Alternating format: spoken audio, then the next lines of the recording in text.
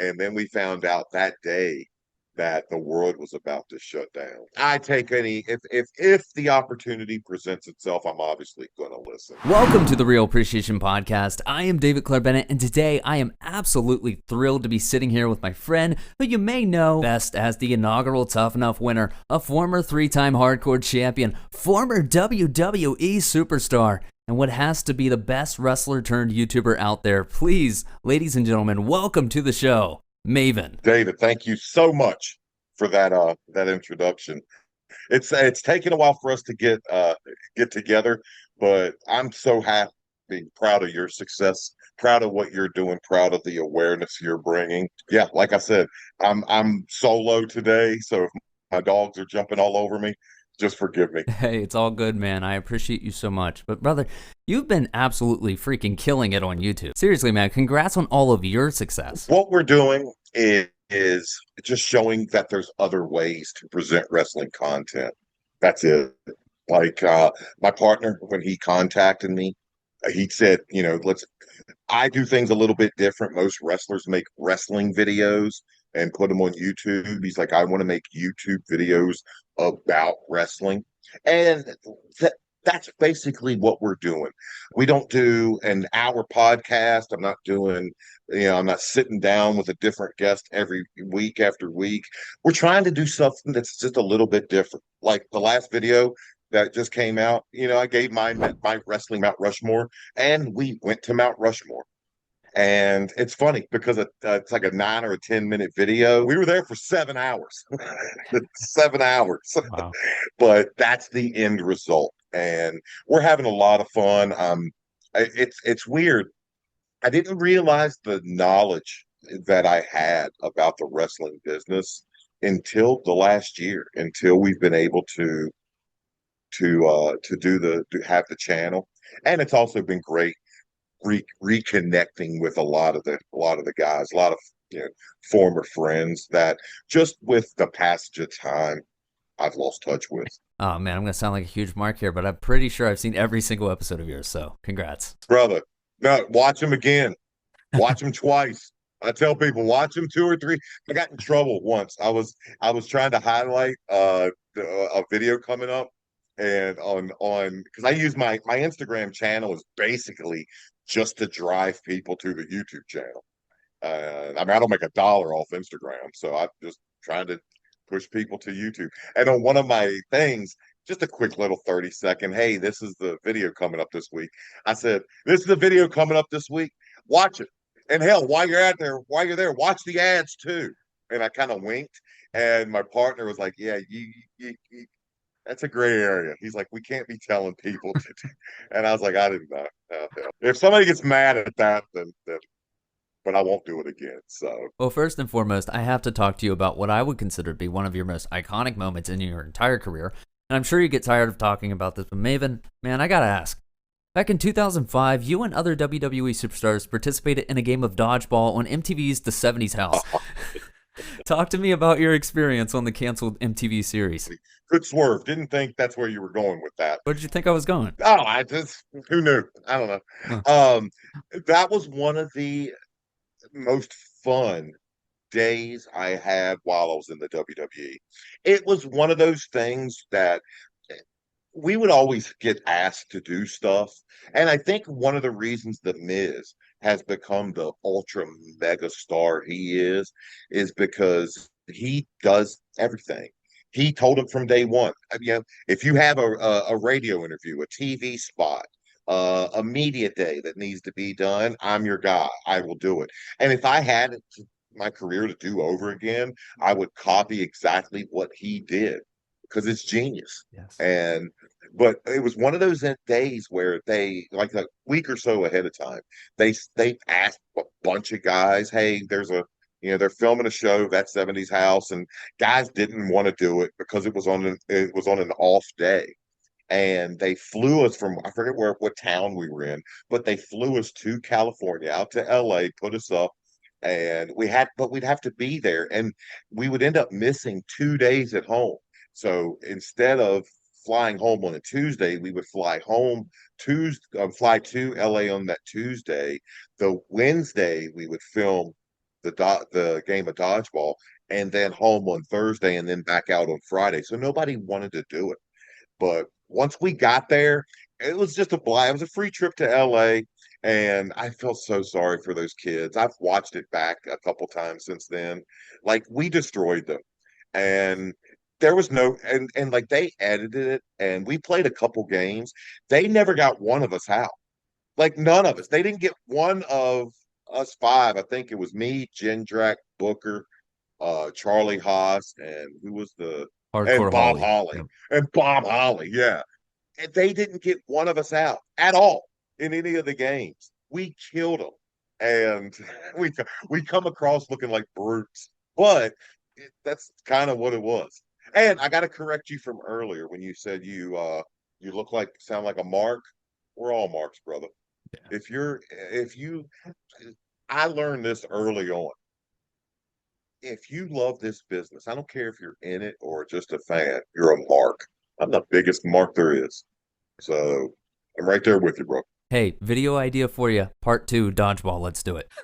I would love it. Not as athletic as I once was, and my body hurts a little bit more now, but I'd still try. Let's talk about one of the actual more memorable moments in WWE history when you shocked the world by eliminating The Undertaker at the 2002 Royal Rumble. Fans still talk about it to this day. I'm sure you're annoyed sometimes of bringing it up constantly.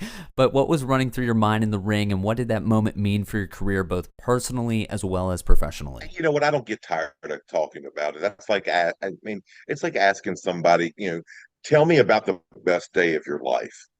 So I mean, yeah, I get asked a lot, but again, it's the best day of my life.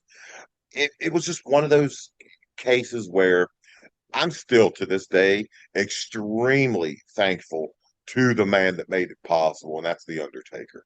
I lived for 20 plus years with the idea that it was Shane's and Taker's idea. And when I was on Taker's podcast, he corrected me and told me it was my idea. It wasn't Shane. It was my idea. So I'm still thankful.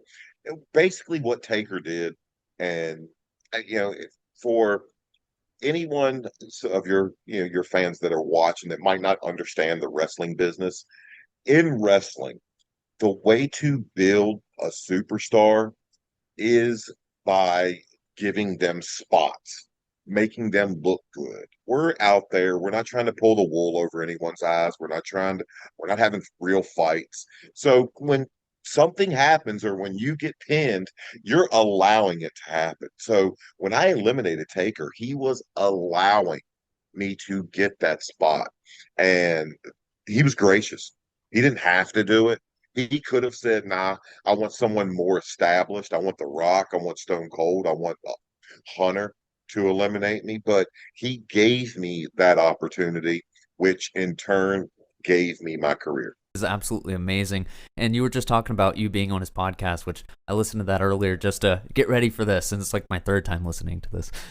Yeah, man, I think it is so awesome that you and Taker are still cool and close to this day. Yeah, Taker's one of those guys that you might not see for a while, but the moment our paths crossed again, it's like no time passed.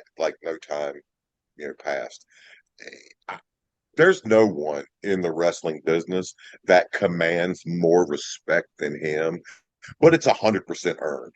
Like, he's truly seen it all. And when my YouTube partner and I were going back and forth about who should make the Mount Rushmore list, he actually brought up Undertaker, and he was like, listen, I think Taker should be on it because he's been there for 30 years with one company.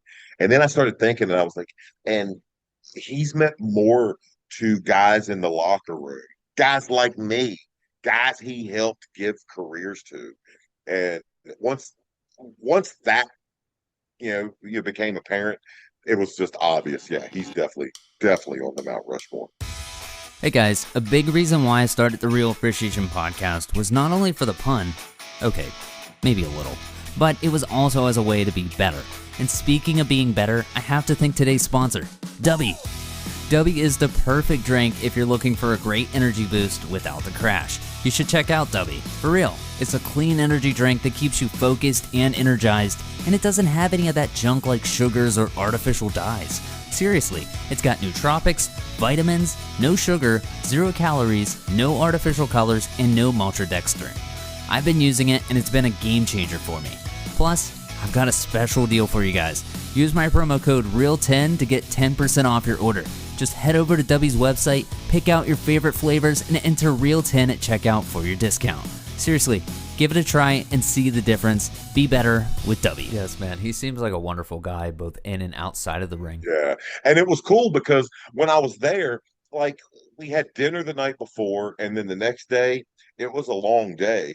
I met him at his studio at 12 o'clock, and we did his show, and it was from 12 to 2. And then we had a few hours. He was going to interview The Godfather right after me. Yeah. And then his partner, Matt, was going to pick me up and take me back to Taker's house to film our video.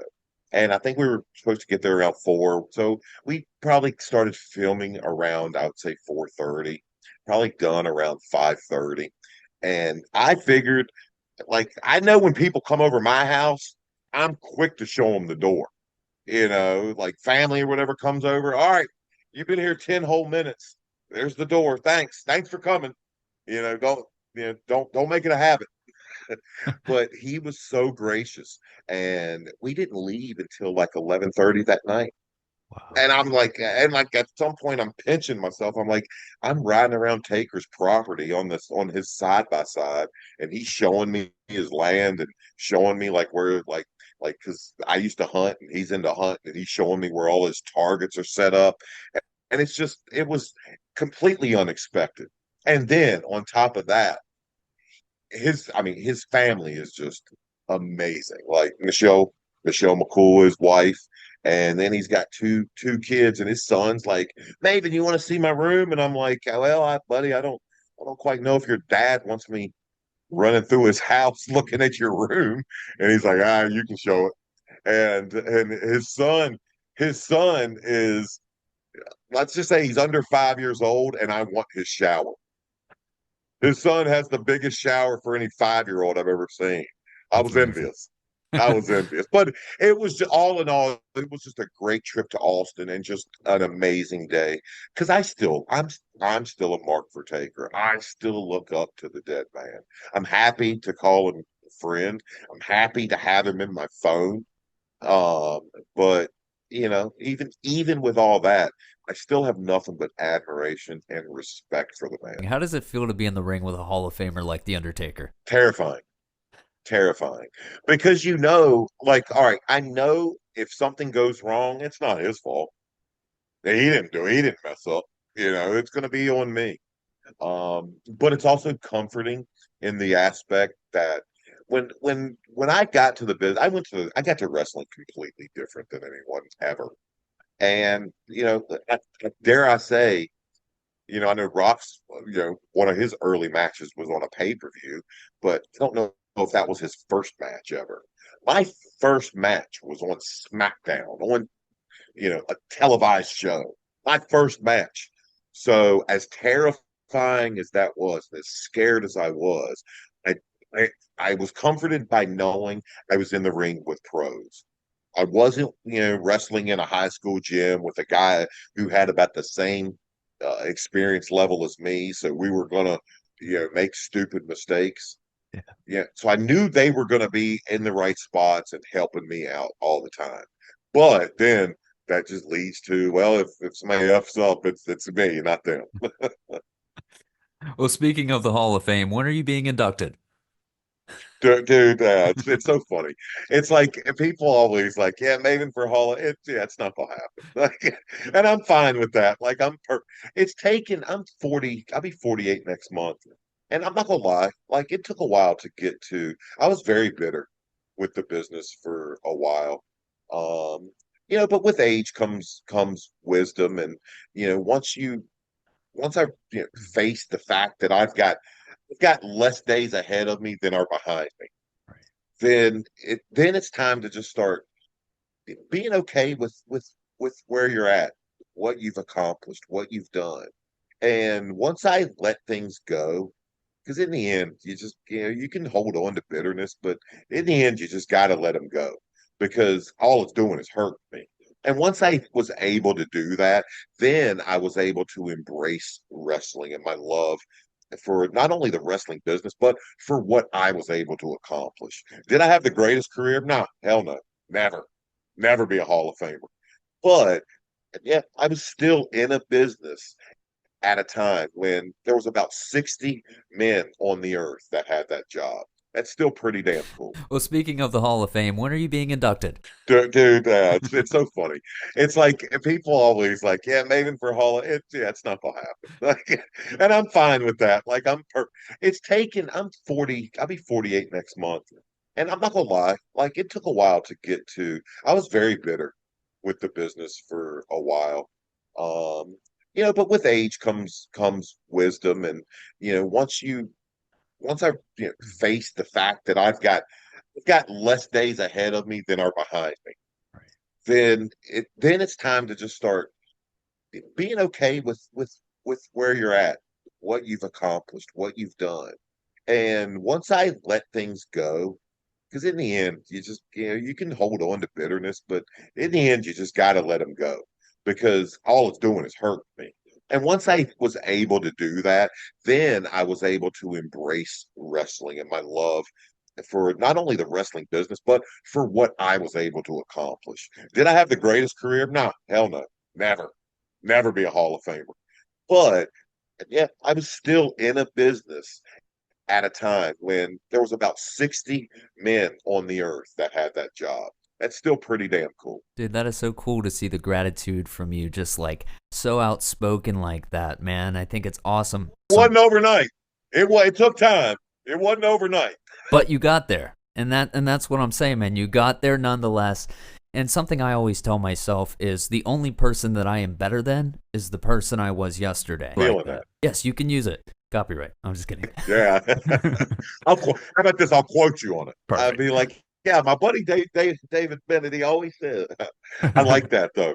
And but it's so true because all these people, and it's one of the things like this has changed the world in so many ways. Yes.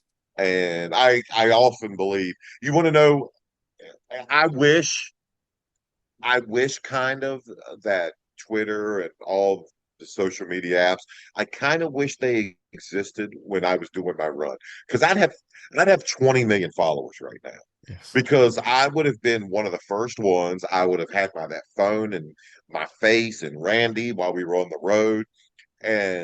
But I'm also very happy that it wasn't around during those times. So it's definitely a catch 22. But one of the things I hate about social media and just where the world is now, oftentimes, yeah, we see it with our children. Too many times, people just aren't happy with who they are. They're in steady competition with people that they'll never meet, competition with people who are putting up false fronts about who they are. And it's just so much easier, like you said, being happy and only competing with the person we were yesterday. I like that. Like you were talking about, I mean, a lot of wrestling fans, but just a lot of people in general can be incredibly toxic. And I think it's just something that we should really just change and love each other, man. I don't have a place in my heart for negativity, and I tell everyone that. Yeah, I know it's not on my schedule. It's not on my schedule.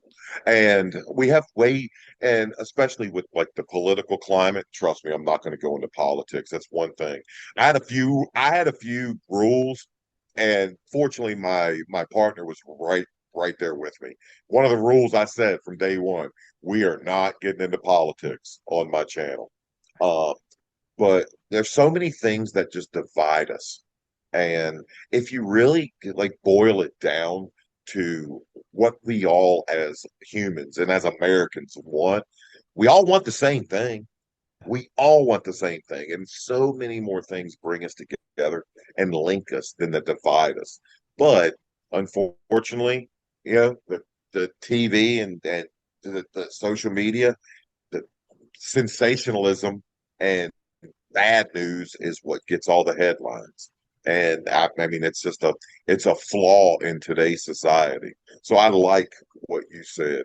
And I don't have time in my heart. I don't have time in my day. I don't have time on my schedule for negativity. That's what I made this podcast about as well. It's literally called Real Appreciation because, like, if I can give you an hour of my day where you can listen to this podcast with either of us and your show as well, and it just blocks out all that negativity, all that negative energy and throws it away, then I did my job and you did yours. 100%. 100%. Another rule I stated when we first started, I said, I'm not going to bury anybody. Even if I didn't like somebody backstage, I might say, hey, we didn't have the best of relationships, but I'm not going to bury anyone just because there's enough of that out there.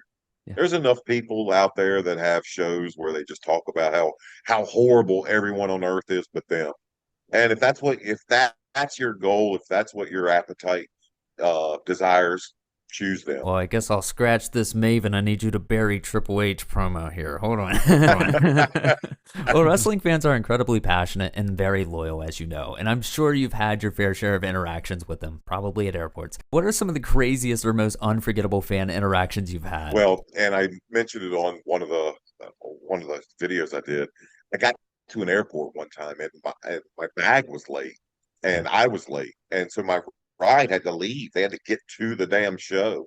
And so I'm going down and I'm in baggage claim and at the airport, fans are smart. They know, the one place all wrestlers have to go is baggage claim. So they would just post up there and wait to get our autographs.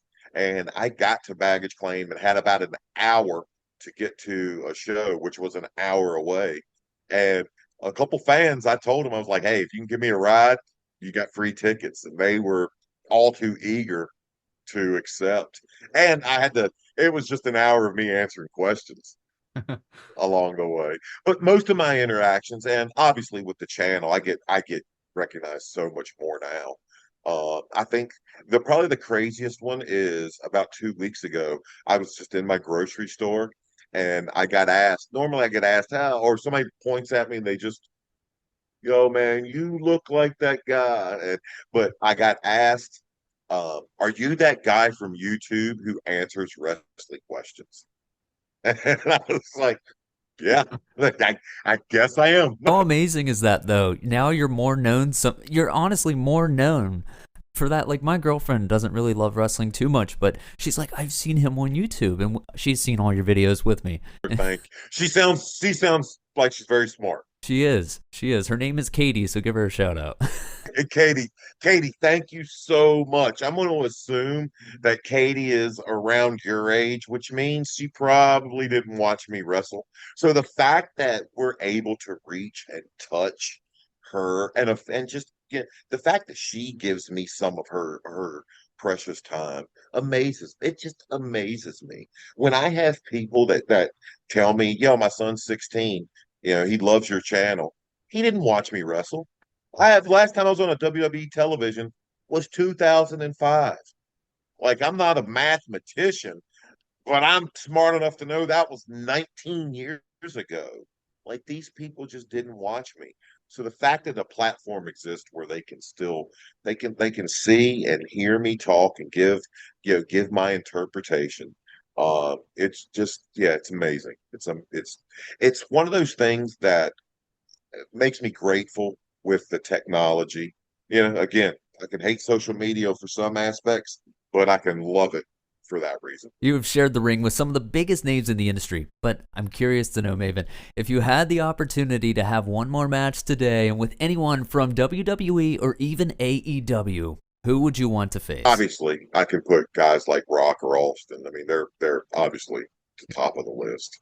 But if we're talking about today's business, I love MJF.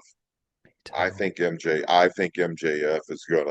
I think he's gonna revolutionize what it means to be a heel in wrestling. Like, I think he's fantastic because he blurs the lines, and I know him and I know how nice of a guy he is, but most wrestling fans think that's who he is because he does such a good job of portraying that. And I think, he's going today. He's probably one of my favorites. Greatest heel of all time. I don't care. No argument here.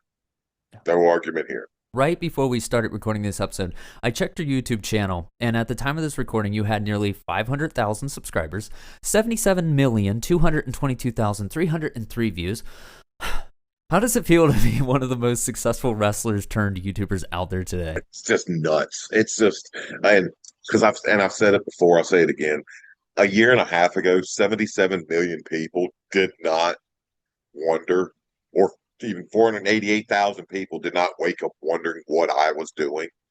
So the fact that we've had the growth that we've been able to have, just it blows my mind. I mean, yeah, it's the one thing I didn't see coming.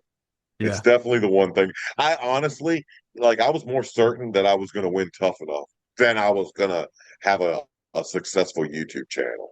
But now we're in the process now of just trying to figure out what the next chapter of it is going to be. We're starting to see a little bit of a decline, so that just means to me retool, figure out what's next for the channel. I've got an idea for you. Can I pitch it?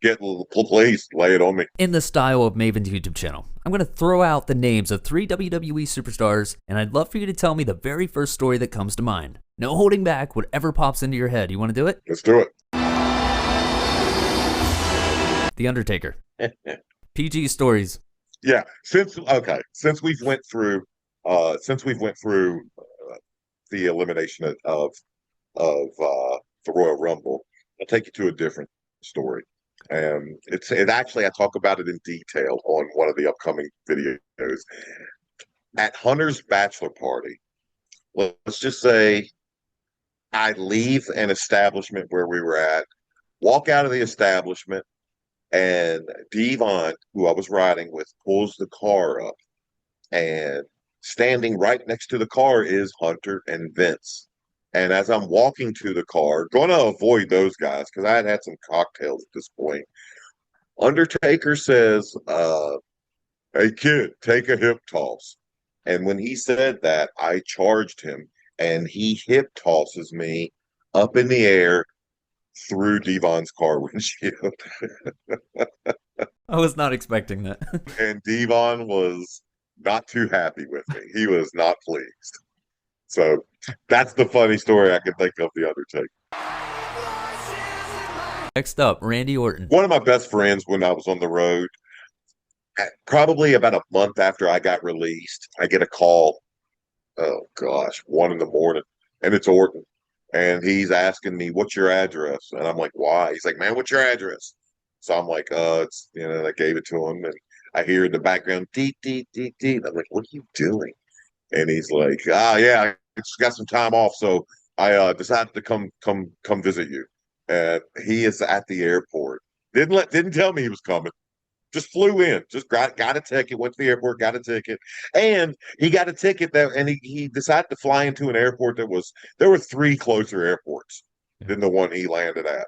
I was like, dude, you're a good three airports away from where I would have directed you to, but he came and he stayed with me for like 5 days at my house.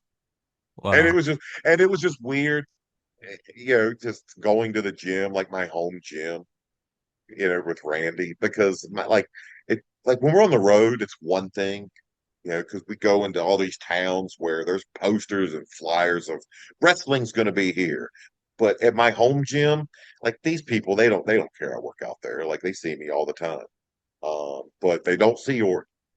They don't see Orton. So having him in there, it was just funny having people stare.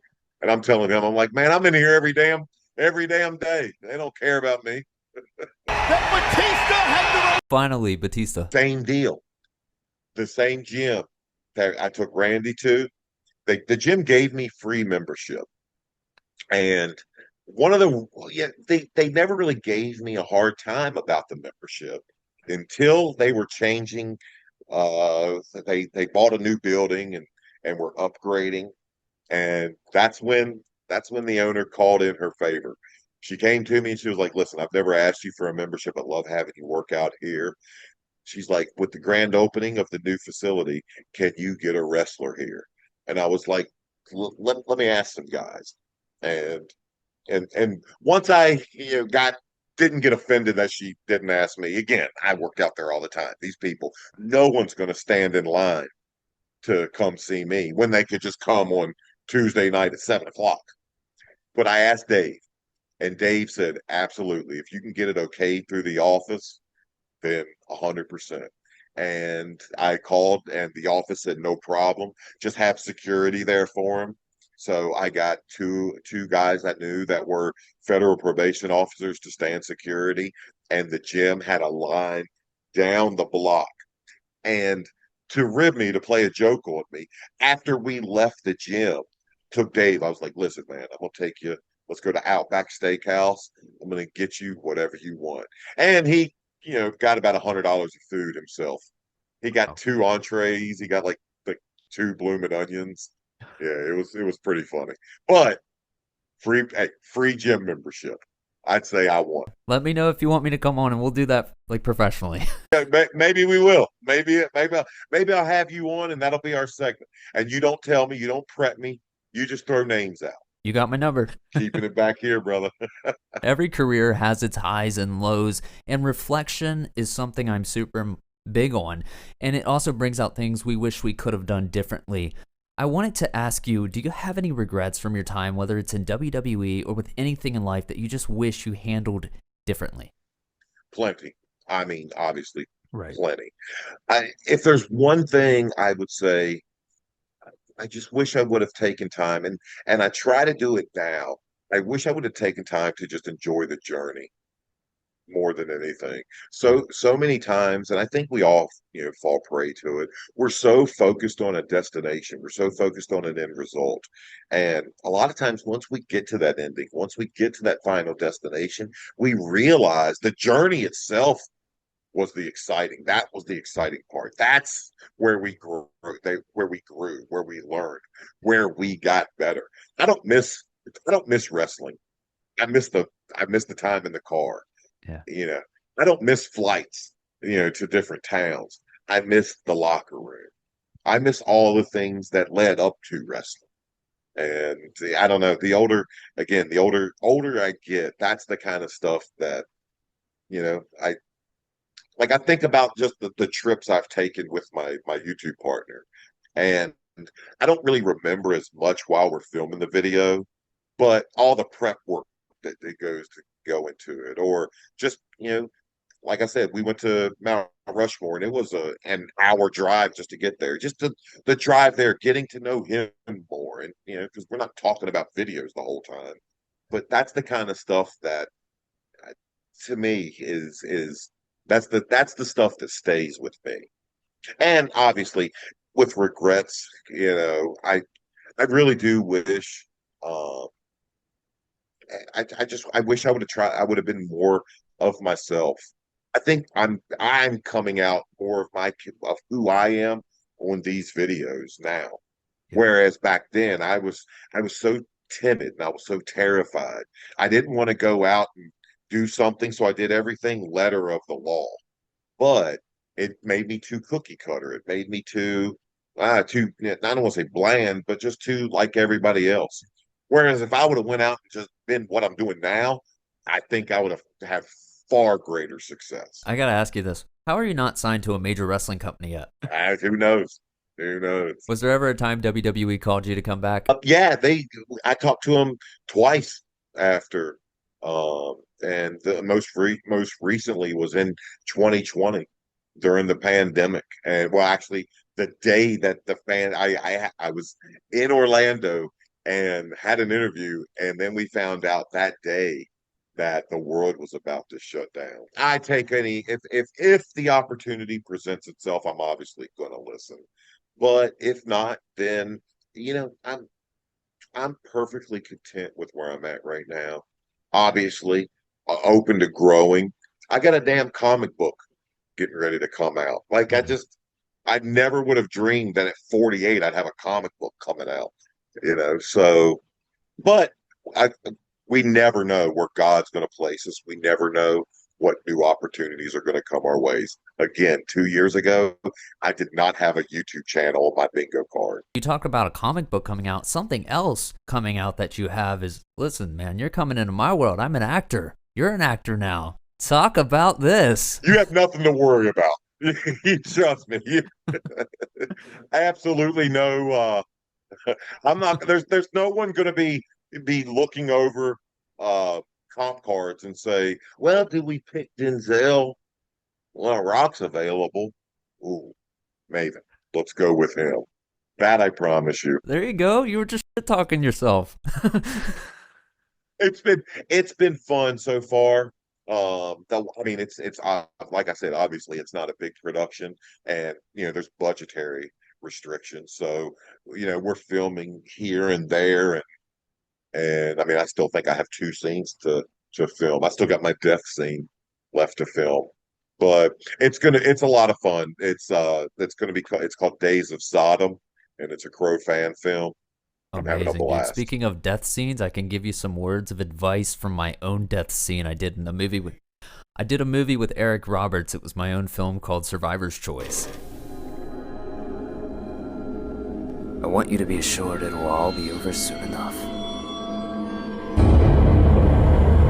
Well, hold up. Where is it? Prime Video. Survivor's Choice? Yeah. 100%. I'm 100% going to pull it up. And Thank you. before you get to that, this is what goes to show me that the world's linked, connected. The part I got, guess who they had inked in to play that role before they gave it to me? Is it Eric? 100%. Isn't that just crazy? Isn't that crazy? Have you worked with Eric yet? Never. Dude, he's so cool. He's one of the kind of honored to call him a friend. He's fantastic. I've heard as much. But continue. Tell me about your scene. I was shooting this movie. Spoiler alert.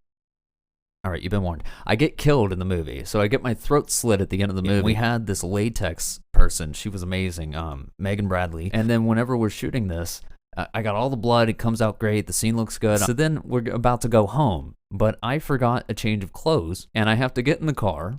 It's 2 a.m. because we were shooting out of town overnight, and it's not Halloween, so we can't get away with some effects. I got blood all over me. There's duct tape, trash bags, and rope in the back of the car from a previous scene. A killer's prerequisites. My friend Russell's taking me home, and it's like, oh, shit, dude, I gotta piss. We gotta go to Sheets. We can't go to Sheets. I'm like, please don't get pulled over. But yeah, that's my story. Just my word of advice to you is bring extra clothes. Oh, I've already learned when they put this makeup on, and I'll send you a picture of what I looked like.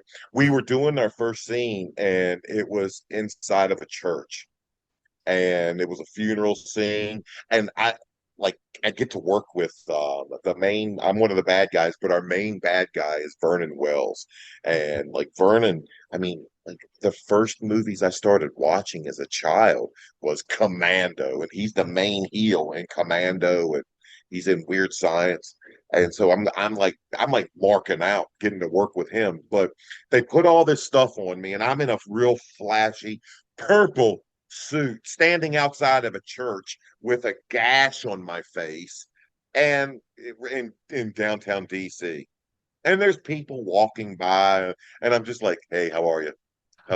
It looks like I was just hacked with a katana, and I'm just, yeah, hey, how's it going? So well, I understand. We were talking earlier about MJF and AEW. I wanted to ask, do you watch AEW? I don't watch any of the productions. I don't watch any wrestling. I don't watch WWE. I don't watch AEW. It's too tough. It's too hard. Yeah. What was your girlfriend's name? Katie. How long have you and Katie been together? We're about to celebrate 2 years. Congratulations. That's a good chunk of time.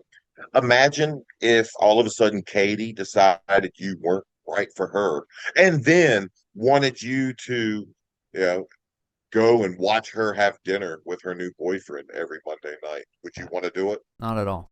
Exactly. That's why I don't watch wrestling. No, I get it. Yeah. And it's funny, I know my limitations, but I still watch and say, oh man, I could still do that. Knowing I could. Speaking of AEW, I'd like to take this time to address some beef before we get out of here. Some beef you have with a friend of mine, an enemy of yours, RJ City. Mr. City. Mr. City, indeed. I told RJ that you would be coming on this show, and I asked him, Do you have any questions or comments for Maven? Here's what he said, and parental discretion advised. Want my autograph again? He says, yeah, what's his problem? Care to comment, Maven? Of course, Mr. City's gonna say that because he's several states away from me. The time I was in front of his face, the time I was where in arm's length where he could actually do something, where he could use such language in front of me, he didn't. He he his butthole puckered up like that, and hey man, you mind if I take a selfie with you? And just so Mr. City can run his trap from whatever shithole state he lives in, wherever he's at. If he wants to do it to my face, it's not that hard to find. It is important that we also focus on the self-love aspect of this show when it comes to things like appreciation, as well as what we spoke about earlier with growth. And I know that similar to myself, your life wasn't without its challenges, like whose has been. I'm sure there must have been some tough times. So what would you say was some of the most difficult setbacks you may have faced, and how did you overcome that mentally as well as emotionally? Yeah, I mean, I think I've faced, I know we've texted a little bit, just, some similarities that we had. In 2012, I had my house, I think, my Katie's home now. I think. In 2012, I had my house foreclosed on. I had to put everything I owned in the back of my truck and leave Florida and come to New Jersey, where I currently live. I had to rebuild my life. And, there's not many people in their mid-30s have to start over. Well, I did. You hear people all the time say they have to start from scratch. I started truly from scratch, and I had to humble myself. I think the one thing I learned was, and the most difficult thing was truly humbling myself. I mean, I went from being on television with 20 million eyeballs watching me weekly to standing outside of a bar in Manhattan, taking people's IDs and then praying to God they didn't recognize who I was. And it was tough. I'm not going to say it was easy, because it wasn't. It was so fucking hard. And there was a time. There was definitely a time where I don't want to say I gave up on myself, because I never gave up on myself. Yeah. But I truly doubted myself. And what sucked about it was I knew I had something to give. I knew there was a talent that I just hadn't been able to properly display yet. And that's the hardest thing. I think that's, I understand like when athletes leave a sport and they know they can still perform, maybe not at the level what they once were at, but I know how difficult it is, because that's exactly how I felt. And, there were a lot of nights driving home from the city that I was just like, how the hell did you let yourself get to this point? And doubting, I wish I would have never done this. I wish I never would have, sometimes I was like, I wish I never even started wrestling, because I blamed everything on my choice to leave school teaching, a very stable career, and take something that was completely as unstable as it gets. But then once I started having a victory, and I would pile one win on top of another, on top of another, I've learned that there's nothing conventional about my life. And in fact, there's no normal life. Somebody tells you they want a normal life, doesn't exist. There's no such thing as a normal life. There's just life, and you get on with it. And the fact that I took the route I took, it's like Robert Frost, me taking that path in the yellow wood, that's truly what's made all the difference in my life. And I know if I would have done a more unconventional route, I would not have enjoyed the last 48 years near as much as I have. It's even with the struggles along the way. Yeah, man, it's like talking to a mirror here with your story, man. Are you a quote guy? Yeah. I love quotes, and I got a good quote I did just today. Okay. I got it. It says, "You're going to suffer through one of two things in life: the pain of the pain of discipline, or the pain of disappointment." And that's just Perfect. Yeah. like you to discipline ourselves, it's painful. No Yeah. one likes getting up, going to the gym at 4 in the morning, or no one likes, reading a devotional every morning before they start their day. Or I'm sure people like it, but you have to discipline yourself to get to that. And if you don't, the pain of disappointment, trust me, it's way Yeah, man, I worse. was texting you earlier this week about it, and I'm very open about my stuff because I'm open in the sense of maybe my story can help just one person out there. I don't care. That's all that matters. Love that about you. Like you said, Amir, I'm the same way. I appreciate that, man. I appreciate you a lot, and I tell everyone I'm very appreciative of you. But like, dude, I was going through hell this year alone, less than a year ago, where I was about to lose my home, and I felt so bad for Katie, and I lost my job. I'll be honest, I'm not good at like quote unquote real everyday jobs. I'm good at talking into a microphone and promoting something, but you can't just go online on Indeed and just be like, let me be a podcaster for you, or let me do a radio voice for you. Well, it's not that easy. I even reached out to you like a year and a half ago when I was going through some stuff. It's like, that's what you got to do. And it's the grind. But those are the things that make us, I love the word you used earlier, humble. We have to be humble. It's really easy to get caught up because I was in a similar situation. That movie I told you about, Survivor's Choice, I was in a movie with Eric Roberts, an Academy Award nominated actor. And I know everyone else is, but like, to me that meant a lot. And it's just, but then I start letting things get to my head. And then I have to accept I am no better than the person I was yesterday. And that's where that originates from. I love, though, that you aren't afraid to take risks and take chances. You mentioned how you reached out to me. Mm-hmm. That time you reached out to me, Yeah. it stayed in the back of my head.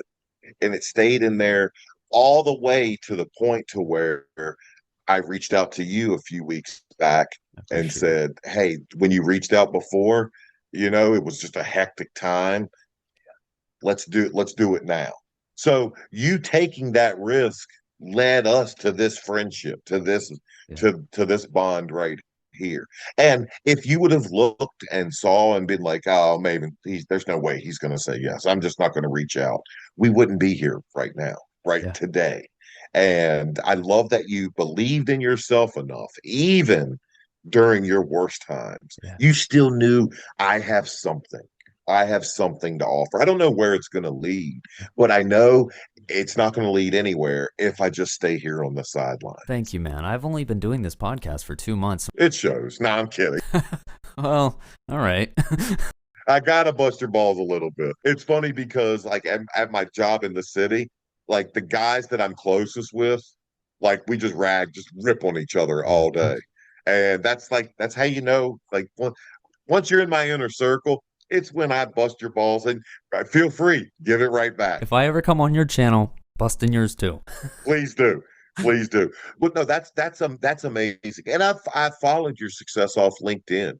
And I mean, I brother, I'm celebrating right there with you. You have something to offer, and it's not just that silky smooth voice of yours. But I really believe the world needs more positivity, and you give it. And thank you for that. As we wind down here, this show is so big on gratitude as well as appreciation, just like I mentioned earlier. And something I learned from a friend of yours and inspiration of mine, Chris Van Vliet, CVV, meet DCB. He always says to apply the practice every day when you wake up and before going to bed to say 3 things you're grateful for. And I know you've answered this already on his show, but I'd like to pay homage with every episode of this by paying homage to Chris himself by asking, what are 3 things in your life that at this time you're grateful for right now? Well, obviously new friends. I always say the same thing because I think it's a constant. New opportunities. I got to host last week.